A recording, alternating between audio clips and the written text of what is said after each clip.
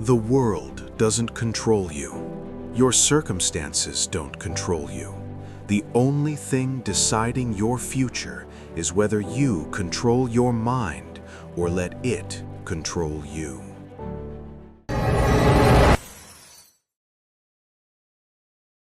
The power of mental control. Most people live their entire lives believing the world controls them. Their mood rises and falls with the headlines. Their confidence depends on applause. Their peace is rented from circumstances that can be taken away at any moment. But the greatest discovery ever made was not electricity, not steam, not the internet. It was the discovery that a human being can choose the thoughts that govern their life. The moment you realize this, you stop being a victim of chance and start becoming an architect of destiny. Your mind is not a place to wander in blindly. It is a command center, and every thought you allow to stay there issues orders to your emotions, to your habits, to your actions, and ultimately to your future. History is not written by people with better luck. It is written by people with stronger inner control. Thomas Edison failed thousands of times, not because he lacked intelligence, but because he refused to let failure enter his mind as a final verdict. Abraham Lincoln lost elections, lost businesses, lost people he loved, yet he never surrendered control of his belief that his life still had purpose. Dale Carnegie arrived with nothing but an idea and an unshakable conviction that his mind, once disciplined, could not be conquered by circumstances. They all understood something most people never learn. You do not rise to the level of your desires. You fall to the level of your mental discipline. Mental control is not suppression. It is not pretending you are strong when you're breaking inside. It is the ability to observe fear without obeying it, to experience doubt without surrendering to it, to feel pain without letting it define you. Every day your mind is attacked by noise, by comparison, by fear disguised as realism, by voices that tell you to be careful, to stay small, to wait your turn. And if you do not consciously take control, those voices will decide your life for you. The world does not need your permission to distract you. It only needs your inattention. Mental control begins the moment you stop asking, "What is happening to me?" and start asking, "What am I allowing this to do to me?" Because between stimulus and response, there is a space, and in that space lives your power. Most people never enter that space. They react, they lash out, they retreat, they blame. But the disciplined mind pauses, it chooses, it directs. This is not about being emotionless. It is about being masterful. A ship is not destroyed by the ocean around it, only by the water that gets inside. And your life is not destroyed by the chaos outside you, only by the thoughts you allow to flood in unchecked. Control the mind, and the world loses its ability to dominate you. The moment you decide to govern your inner world, something profound begins to happen. Your reactions slow down, your clarity sharpens, your energy stops leaking into pointless worry and starts concentrating into purposeful action. You begin to see that fear is not a command, it is a suggestion. Doubt is not a truth, it is a test. And obstacles are not stop signs, they are invitations to strengthen your inner authority. Mental control is the foundation of confidence. Not the loud kind that needs validation, but the quiet kind that does not collapse under pressure. It is what allows a person to walk into uncertainty with a steady pulse, to face criticism without shrinking, to pursue a vision long before results appear. Because the disciplined mind does not need proof to move forward, it moves on principle. And once you understand this, you stop waiting for motivation. You stop waiting for perfect conditions. You stop waiting for permission. You realize that the greatest freedom a human being can experience is the freedom to decide what they think, and therefore who they become. And from that moment on, life no longer happens to you. It begins to respond to you. And as you step deeper into this awareness, you begin to notice something unsettling yet empowering. Most suffering is not caused by events themselves, but by the unchecked dialogue running inside the mind. Two people can face the same storm. One is broken by it, the other is shaped by it. The difference is never the storm, it is always the inner narrative. The undisciplined mind tells stories designed to weaken you. It replays the past like a prison sentence. It imagines the future like a threat. It magnifies problems and minimizes strength. But the controlled mind interrupts those stories. It asks better questions. It reframes meaning. It refuses to allow temporary emotion to dictate permanent direction. This is why mental control is the highest form of self-respect. When you take charge of your thoughts, you are declaring that your life is not negotiable. Every achievement begins as an inner posture before it ever becomes an outer result. Before a bridge is built, it exists in the mind of the engineer.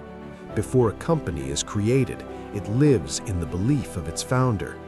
Before a human being changes their circumstances, they change their inner command structure. Henry Ford was told the automobile was a fantasy.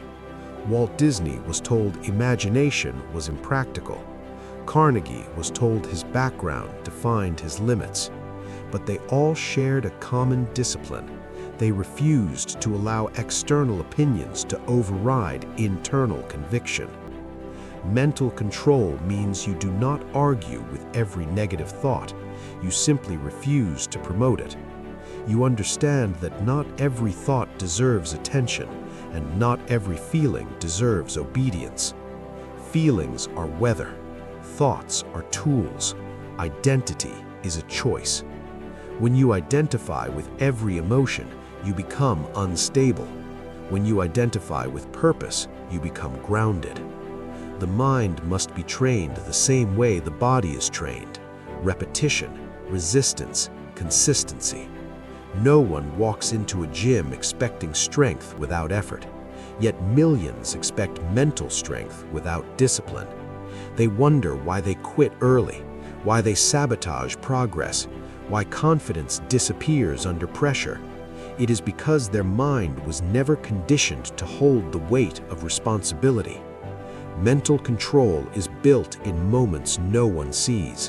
When you choose silence over reaction, when you choose focus over distraction, when you choose long-term vision over short-term comfort. Every time you do this, you are casting a vote for the person you are becoming. And eventually, those votes compound. The disciplined mind becomes calm under pressure, not because it lacks fear, but because it has rehearsed control. It has learned that panic wastes energy, that clarity creates leverage, that emotion without direction is chaos. This is why true confidence does not announce itself. It does not rush. It does not beg. It moves with quiet certainty. A person who controls their mind does not chase approval. They do not collapse under rejection. They do not need constant reassurance. They know who they are working to become, and that vision anchors them when everything else feels unstable. Mental control is what allows you to delay gratification without resentment, to work without applause, to stay committed when results are invisible.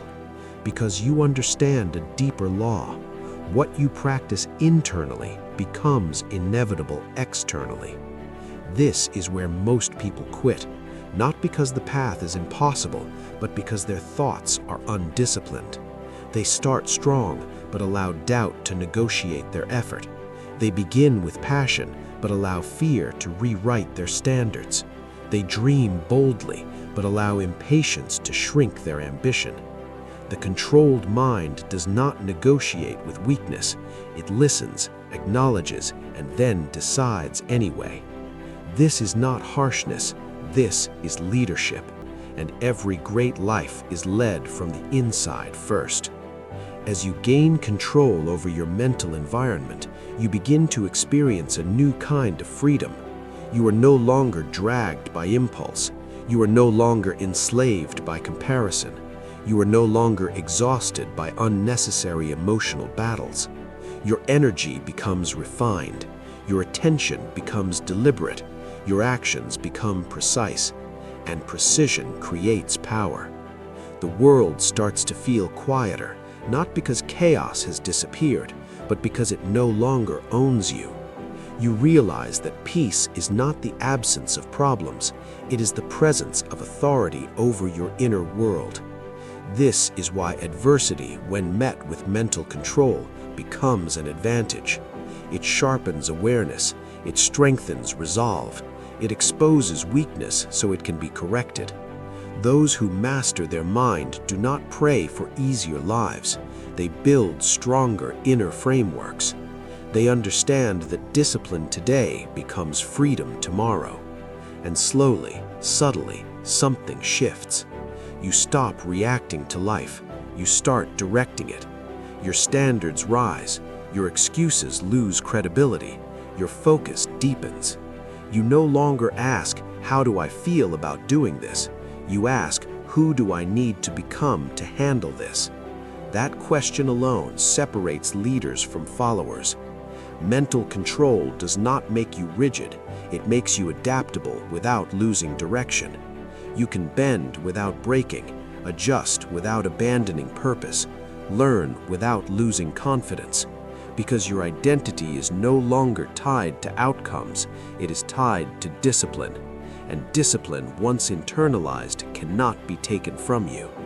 This is the power that turns ordinary people into forces of nature. Not louder voices, not stronger opinions, but steadier minds. A steady mind can outlast chaos. A steady mind can outgrow fear. A steady mind can build a life that does not collapse under pressure. And once you taste that stability, you will never go back. Because the greatest victory is not controlling others, it is controlling yourself. And when you do, the world responds differently, not because it has changed, but because you have. You walk with intention, you speak with clarity, you act with alignment.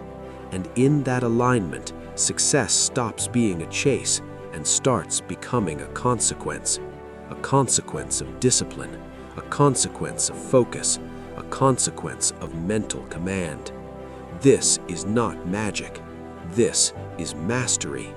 And mastery begins the moment you decide that your mind will no longer be a battlefield, but a stronghold, a place where purpose governs, where belief stands guard, where distractions are denied entry. When you reach that point, life stops testing whether you are serious. It already knows. Because a person who controls their mind cannot be controlled by circumstances. And that is the power of mental control. This channel isn't for everyone. It's for those who choose discipline over excuses.